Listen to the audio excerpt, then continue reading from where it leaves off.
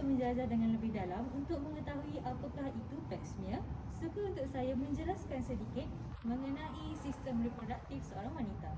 Sistem reproduktif seorang wanita terdiri daripada 3 komponen yang utama, iaitu faraj, cervix dan juga rahim. Cervix merupakan ikon utama kita pada hari ini, yang mana cervix merupakan lorong yang dicipta untuk bayi keluar daripada rahim semasa proses penglahiran. Dan adakah anda tahu bahawa cervix juga merupakan zon biasa yang mana sel kanser mahu bertumbuh? Siapakah yang memerlukan ujian pap smear? Pertama, perempuan yang berumur di antara 20 hingga 65 tahun. Hal ini kerana perempuan yang berada dalam lingkungan tersebut aktif berhubungan seksual dan berisiko tinggi untuk mendapatkan kanser cervix. Yang kedua, perempuan yang aktif berhubungan seksual. Hal ini kerana perempuan yang aktif berhubungan seksual berisiko tinggi untuk mendapat jangkitan human papilloma virus yang boleh menyebabkan kanser cervix. Jangkitan human papilloma virus boleh tersebar daripada cecair badan. Apakah indikasi kanser cervix? Pertama, ada tumpukan darah ataupun sedikit pendarahan antara tempoh waktu kering haid ataupun selepas haid. Yang kedua, pendarahan yang berlaku itu berpanjangan dan banyak. Yang ketiga, sakit semasa melakukan hubungan seksual. Dan yang terakhir, ada penambahan lelehan ataupun keputihan daripada vagina dan keputihan itu berbau busuk. Jika anda ada salah satu daripada simptom yang saya sebutkan, sila rujuk doktor dengan segera. Okey, seterusnya saya akan terangkan peringkat-peringkat yang ada pada kanser cervix. Pertama sekali saya akan ceritakan bagaimana cervix normal. Cervix normal ini ianya akan kelihatan pink kemerah-merahan dan juga kelihatan sihat. Manakala pada stage yang pertama, di mana karsinoma iaitu sel-sel kanser ini akan mula menyerang, tetapi pergerakannya hanya terhad di bahagian cervix sahaja. Manakala yang di stage yang kedua, iaitu dipanggil sebagai peringkat awal, ianya akan mula merebak keluar, tetapi ianya juga akan menjadi kanser invasif jika tidak dirawat. Seterusnya kita bergerak ke stage yang ketiga, di mana karsinoma tersebut akan mula merebak ke bahagian bawah faraj dan juga jauh ke dalam pangkal rahim.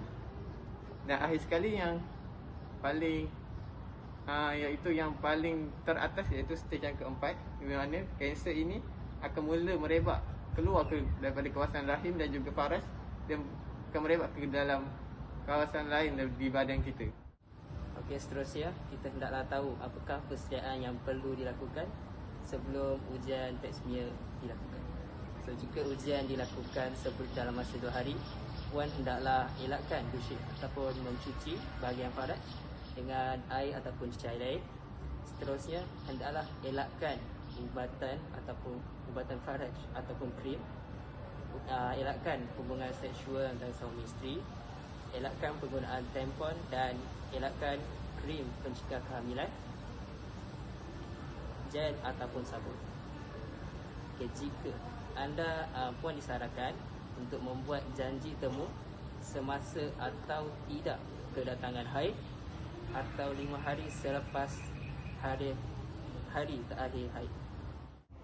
Okey, seterusnya saya akan menerangkan tentang bagaimana ujian pap smear ini dilakukan. Yang pertama, anda dikehendaki untuk berbaring di atas katil dengan posisi seperti hendak bersalin. Kemudian, doktor akan memasukkan suatu alat yang dipanggil speculum. Alat ini akan dimasukkan ke dalam faraj supaya doktor dapat melihat pangkal rahim ataupun cervix dengan lebih jelas. Kemudian, satu baris kecil akan dimasukkan ke dalam faraj, seterusnya ke pangkal rahim tersebut. Baris ini akan disapu di permukaan pangkal rahim untuk mendapatkan sampel sel. Sampel sel ini akan kemudian dihantar ke makmal untuk pemeriksaan lanjut. Keputusan akan keluar dalam masa beberapa minggu. Ujian ini tidaklah mengambil masa yang lama, hanya dalam masa 5 minit sahaja. Anda mungkin tertanya-tanya apa kesan sampingan pap smear? Ada berlaku pendarahan tak atau sakit tak? Okey, sebenarnya pendarahan ringan dan krem akan berlaku, tapi dalam tempoh 1 hingga 2 hari sahaja. Dan itu adalah normal. Tetapi jika berlaku pendarahan berat dan krem yang melampau, bolehlah rujuk ke doktor. Okey, terakhir sekali saya akan menerangkan cara untuk mencegah kanser cervix. Pertama sekali, anda hendaklah menjalani ujian pap smear dengan dilakukan sebanyak 3 tahun sekali. Seterusnya, anda hendaklah berlaku jujur kepada pasangan anda dan kemudian anda perlulah mengambil ujian HPV dan mengambil suntikan untuk HPV. Dan terakhir sekali, anda kenalah mengamalkan pemakanan yang sihat dan tidak merokok.